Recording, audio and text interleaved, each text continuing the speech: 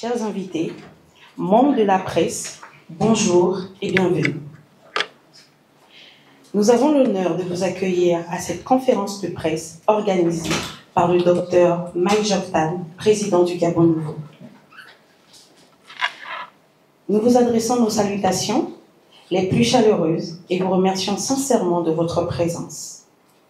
Tout d'abord, le docteur Mike Joktan prononcera une déclaration linéaire dans laquelle il partagera sa vision et ses réflexions sur les enjeux cruciaux pour notre pays dans cette période charnière, où les Gabonaises et les Gabonais sont appelés à se prononcer par référendum.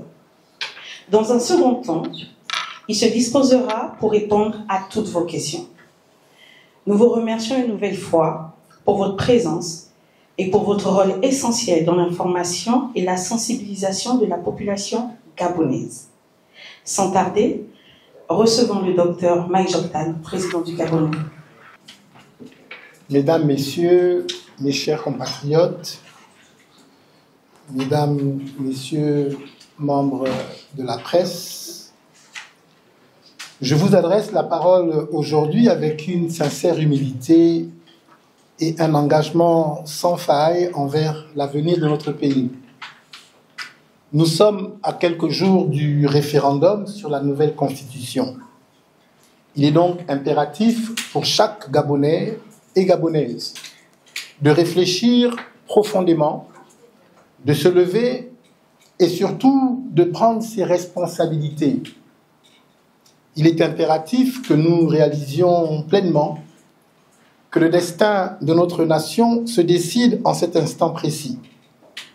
Le droit de vote est une force, un pouvoir immense qui nous donne la capacité de façonner notre avenir commun. Chaque voix a une importance inestimable.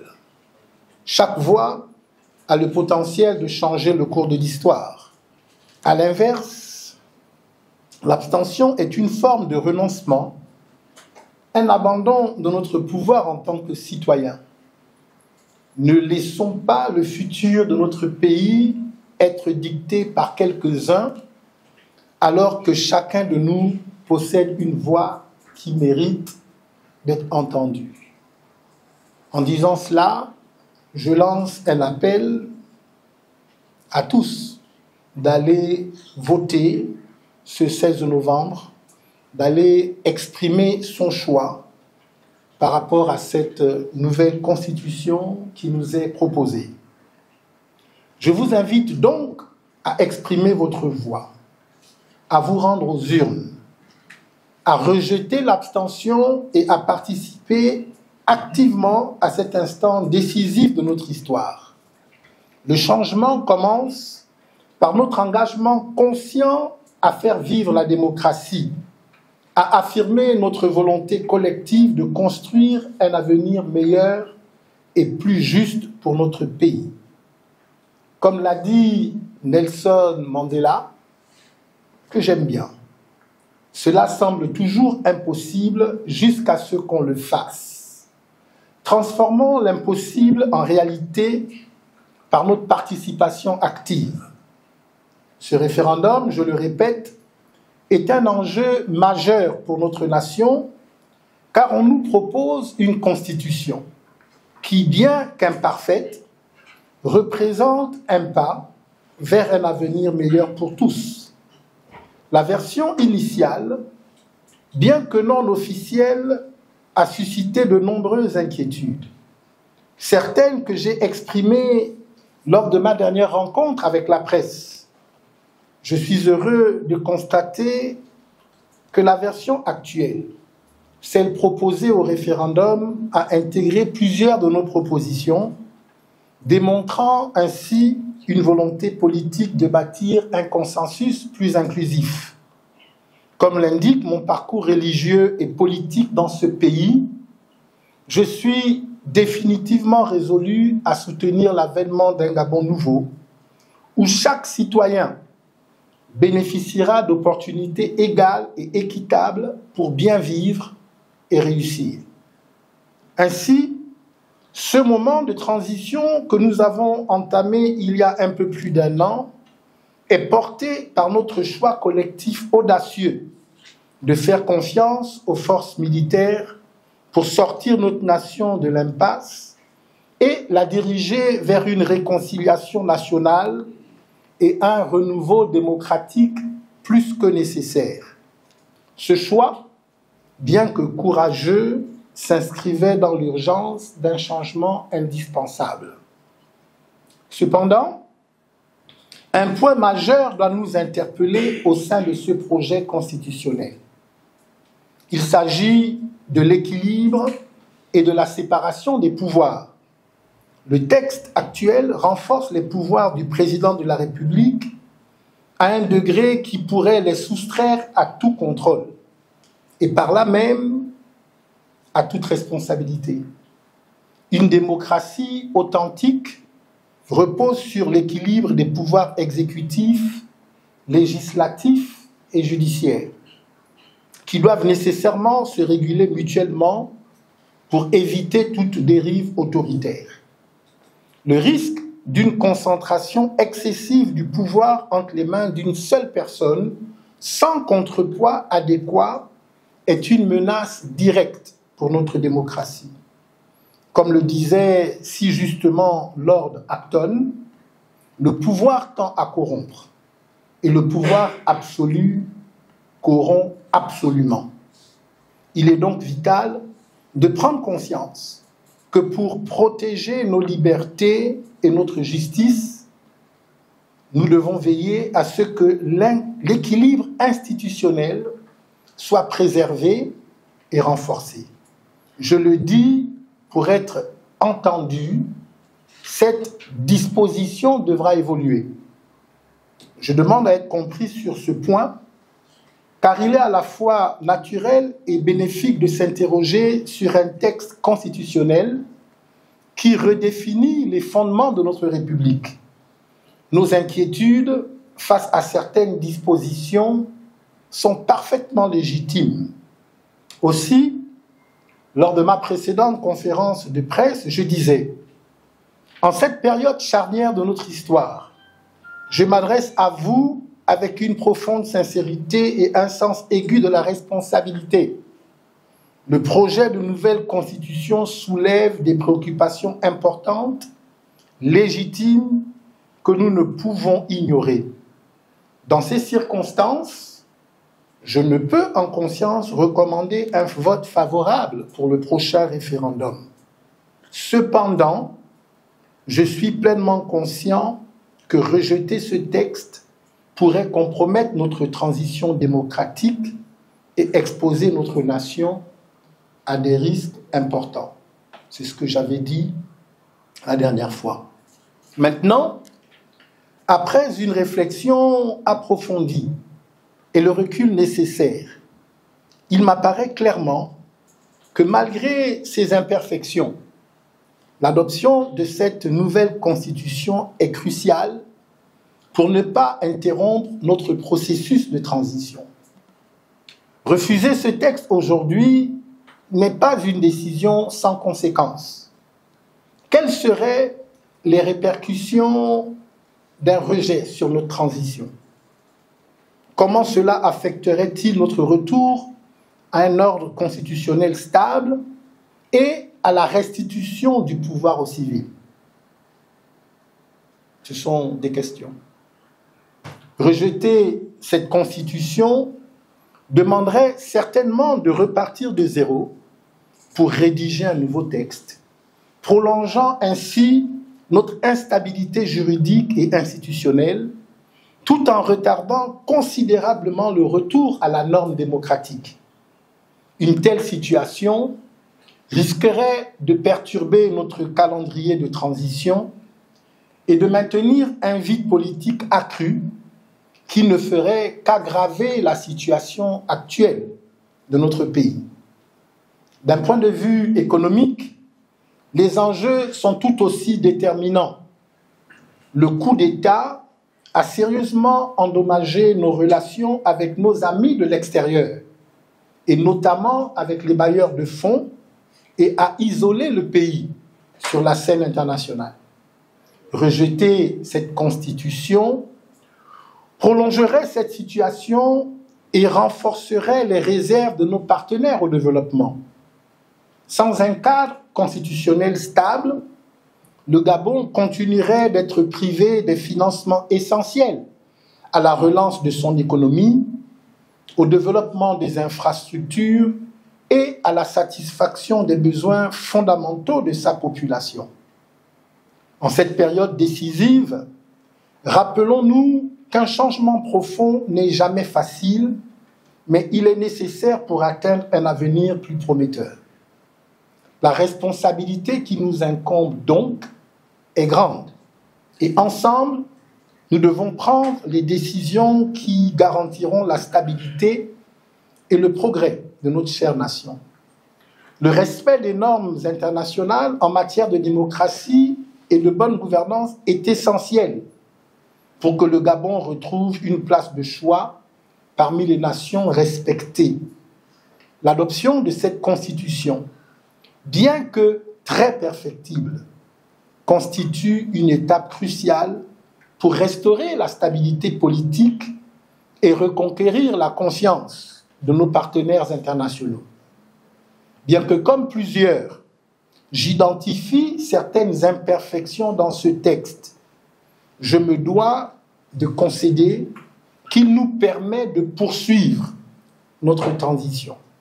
Nous devons impérativement avancer car la stabilité institutionnelle, le retour à un ordre constitutionnel et la relance économique dépendent de notre capacité à franchir cette étape malgré les défis persistants.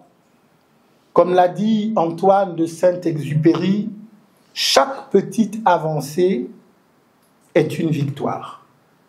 Si certaines dispositions de cette Constitution, notamment celles relatives au pouvoir du chef de l'État, suscitent des réserves, reconnaissons néanmoins qu'il y a des dispositions qui font progresser le Gabon. L'affirmation solennelle de notre attachement aux droits de l'homme et aux libertés fondamentales souligne à nouveau l'importance de la dignité humaine comme pilier de l'État de droit. Cela lie notre Constitution aux principes universels et continentaux, tels que la Déclaration universelle des droits de l'homme de 1948, la Charte africaine des droits de l'homme et des peuples de 1981 et la Charte nationale des libertés de 1990. En adoptant ces références, le Gabon s'engage à n'agir que dans le respect de cette tradition mondiale d'adhésion aux droits humains. En outre, la réforme électorale, introduisant une élection à 2 tours, est une avancée essentielle pour notre démocratie. Dans un système électoral à 1 tour, il est possible pour un candidat d'être élu avec une faible majorité, parfois même inférieure à 25% des voix. Cette situation pose une question essentielle. Comment un élu peut-il gouverner de manière efficace sans une véritable légitimité populaire? Le système à 2 tours répond directement à cette problématique en exigeant une majorité absolue pour être élu, ce qui renforce la légitimité des dirigeants élus.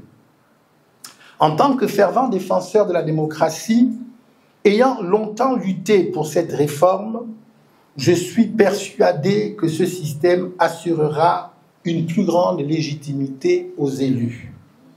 Par conséquent, même si le chemin vers un Gabon pleinement démocratique paraît encore parsemé d'obstacles, chaque pas que nous franchissons est un pas vers un avenir meilleur et plus stable pour notre pays. Continuons à avancer ensemble en ce moment charnière de notre histoire. L'histoire des nations s'inscrit dans la durée. Une autre avancée significative dans cette constitution est la limitation du nombre de mandats présidentiels. L'intangibilité de cette disposition signifie qu'elle fait partie des principes fondamentaux de notre Constitution et qu'aucune réforme constitutionnelle à venir ne pourra la modifier. Vous le savez, nous avons été témoins au Gabon des dérives de l'ancien régime, qui a maintenu la famille Bongo, le pouvoir PDG, aux affaires, et cela par tous les moyens, transformant la présidence en une véritable propriété héréditaire, loin des principes de la démocratie. En limitant par la loi le nombre de mandats du président de la République, nous favorisons le renouvellement démocratique et l'alternance politique.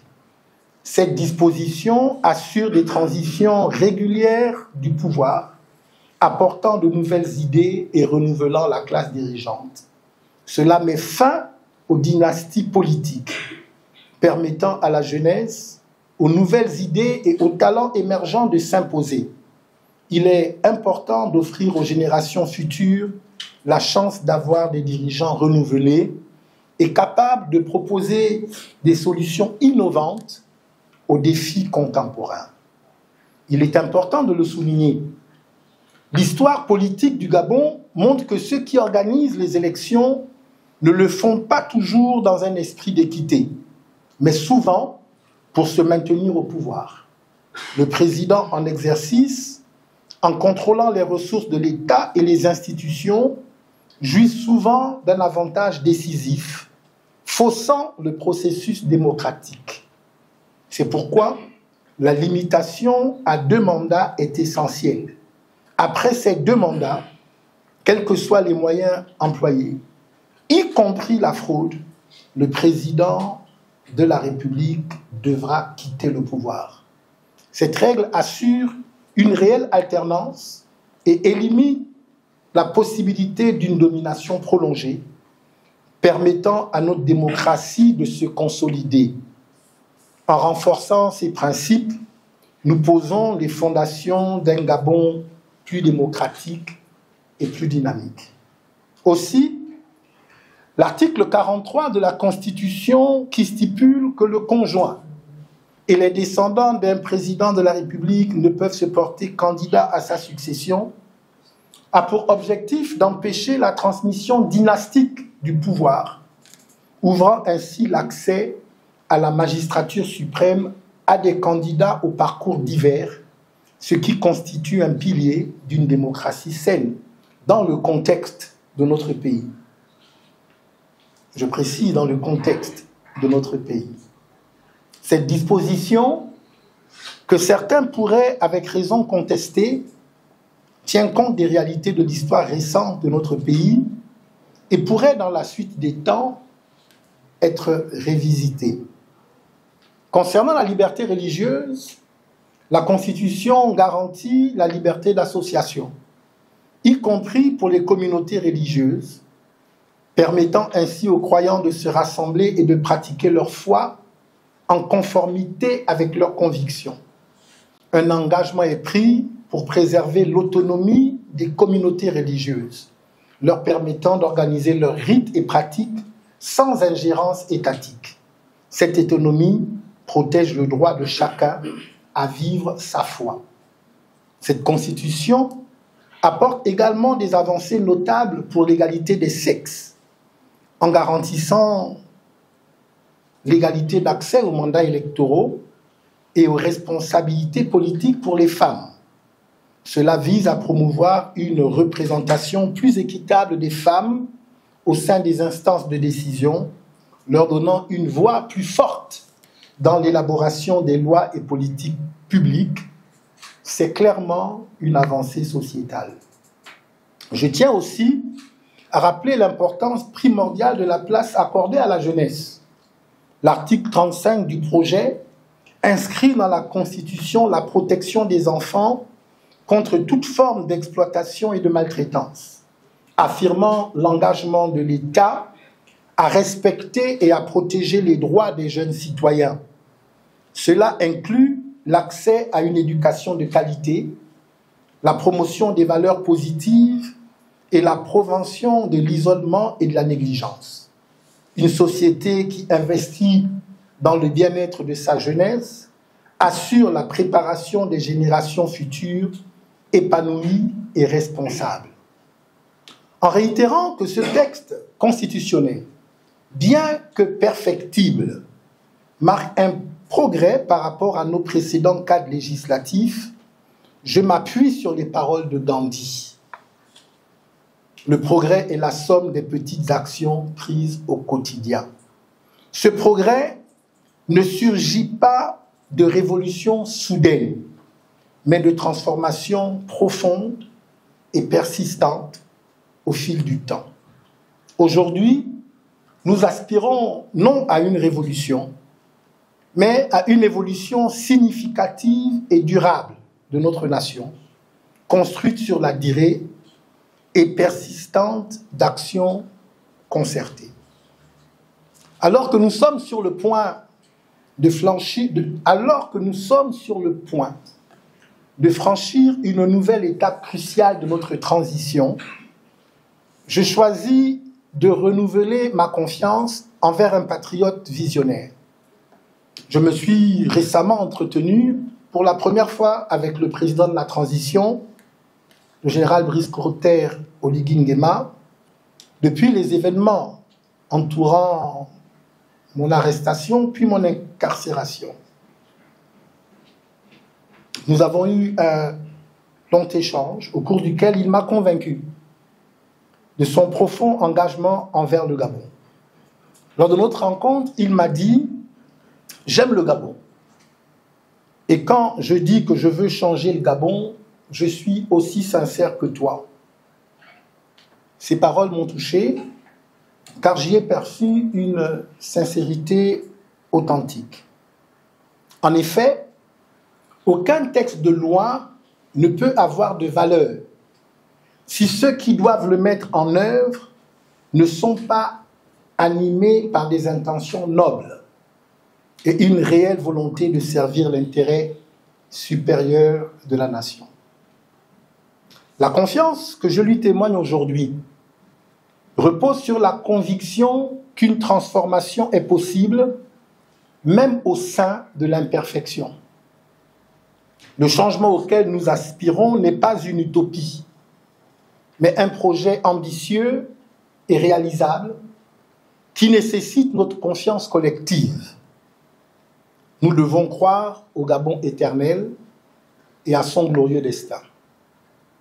C'est dans cet esprit que je m'adresse à vous tous aujourd'hui, jeunes, femmes, travailleurs, syndicalistes, intellectuels, universitaires, leaders politiques, associations de la société civile, chefs d'entreprise, acteurs économiques, forces de défense et de sécurité, chrétiens et croyants de toute confession.